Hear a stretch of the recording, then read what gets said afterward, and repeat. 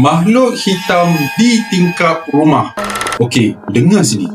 Aku nak cerita satu kisah seram yang sampai sekarang pun buat aku meremang bila teringat balik. Kisah ni pasal seorang lelaki yang bernama Adam. Budak ni memang chill je. Tapi satu kejadian ni betul-betul mengubah cara dia pandang benda-benda pelik. Adam ni dia gila basketball. Macam betul-betul minat.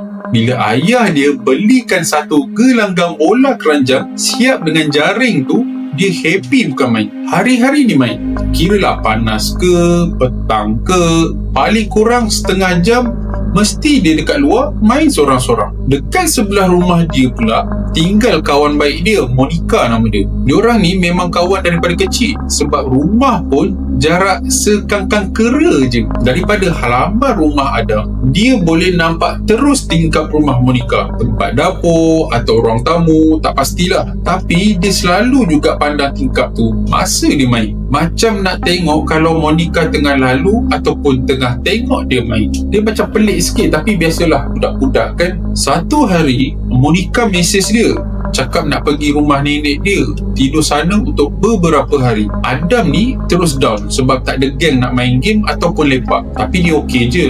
Dia balas, okay, have fun. Beberapa jam lepas tu, Adam keluar main basketball macam biasa. Tengah dia shot main, dia ambil bola yang melantun. Lepas tu pandang arah tingkap rumah Monica. Dan masa itulah dia terus kaku. Dia nampak ada satu benda hitam besar macam kotak betul-betul depan tingkap tu. Tapi dia tahu benda tu tak sepatutnya ada dekat situ sebab biasanya dari situ dia boleh nampak lukisan tergantung dekat dinding rumah Monica. Tapi kali ni tak nampak langsung. Masa dia nak mula dribble balik, baru dia perasan benda tu bergerak. Rupa-rupanya bukan kotak. Benda tu macam badan manusia. Dan bila benda tu tunduk sikit, Adam nampak muka dia. Muka tu sumpah seram gila. Senyum lebar sampai ke pipi, mata besar betul-betul bulat, pandang tepat ke arah dia.